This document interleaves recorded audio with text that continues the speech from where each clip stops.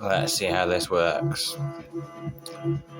I've got my background stimulation on. I'm in high focus mode because I have a very important meeting coming up.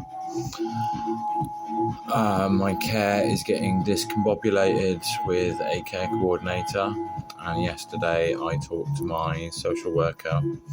The home treatment team are going to be attending alongside my care support, my care coordinator. Hopefully they're as wonderful as the care coordinator for my neighbour. It's going to be so ironic if it's actually her.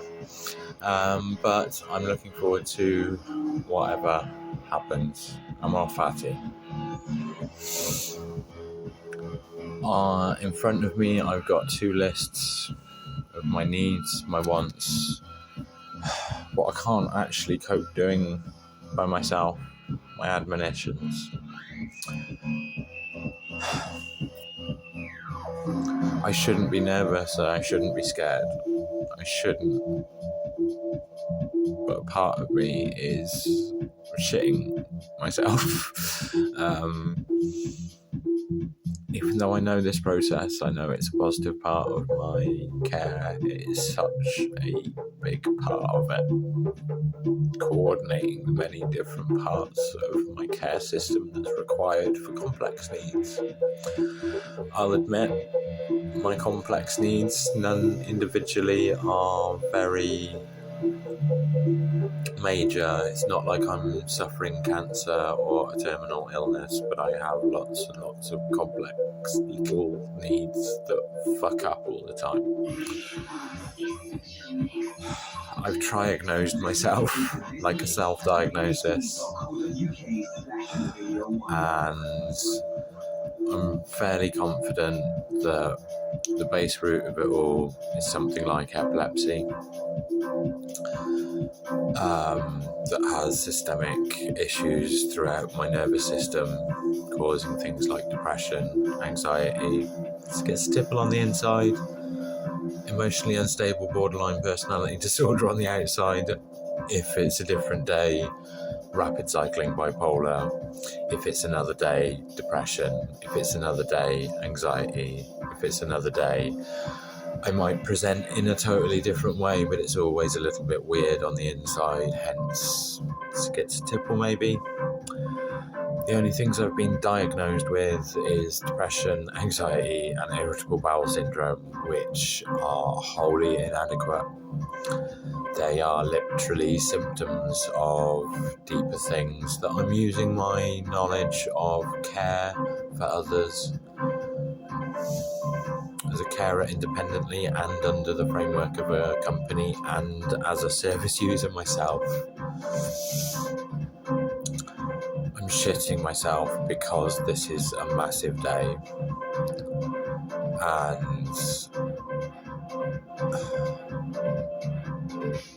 Fatty has been very large indeed with the serendipity, the cosmic coincidences, I can't stray away from the magical thinking and then doing this YouTube. Fuck it. If I'm going to have the magical thinking of the TV is speaking to me, might as well be me on the TV sometimes. Man, that is a strange experience. Just as throwing myself through the care system voluntarily and independently and taking hold of my care plan, kicking and streaming all the way through, not taking no for an answer.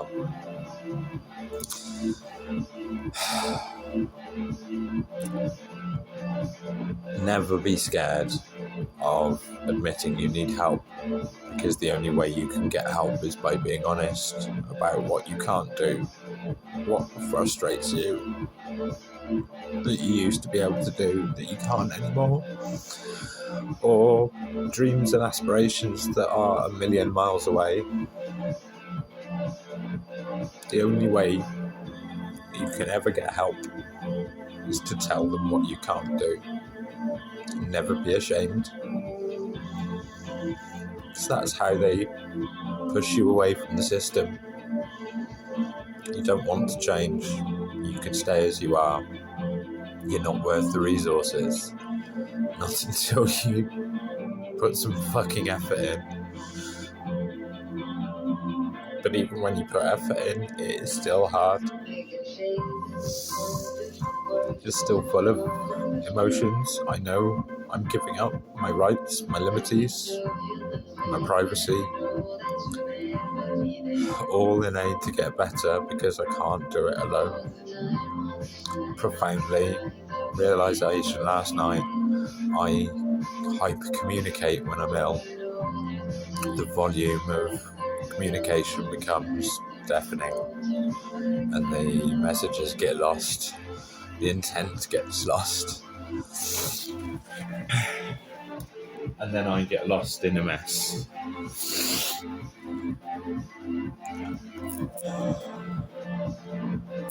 I have some lovely Gui Borretto in the background, just helping me defocus a bit in the background. Something for my brain to continue wheedling away on when I know I can't think of anything more. My brain is dead from anxiety. Uncontrollable antidepressant discontinuation syndrome twice on olanzapine and clonazepam, and the emotions are still running riot, but I feel contained. Trigger warnings at the end.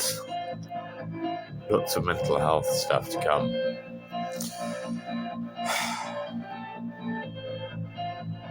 To get diagnosed, the true meaning of it, to look at it twice. I've looked at it. I've said what I think is wrong. We all have that right to say what we think is wrong. And we have the right to ask data to validate it. Sometimes that data is difficult. The mental health side, I'm not going to be able to prod and probe. But psychiatrists can and do and are. And I've been put on safeguarding by witness 2 members of staff for their own safety and for my own personal witness safety. All the staff are completely safe, but sometimes I say silly things like I'm angry enough for murderous rage, a pacifist, boiling with emotions. 1 minute happy, 1 minute sad, 1 minute angry. The next, just throwing some art somewhere. And an old tactic that I used to do, in frustration, throw the mouse or the mobile phone or some little thing in my hand at something soft like a sofa.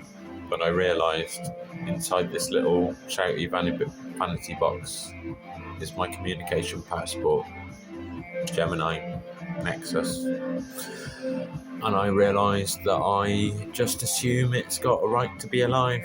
Whether it is or not, I don't care. I treat it as though it is. And I felt guilty for hurting my phone. A person with telephone anxiety saying sorry to their phone. Because it felt like I was throwing my little bird's easy. And I realised how important technology is, how important telephones are,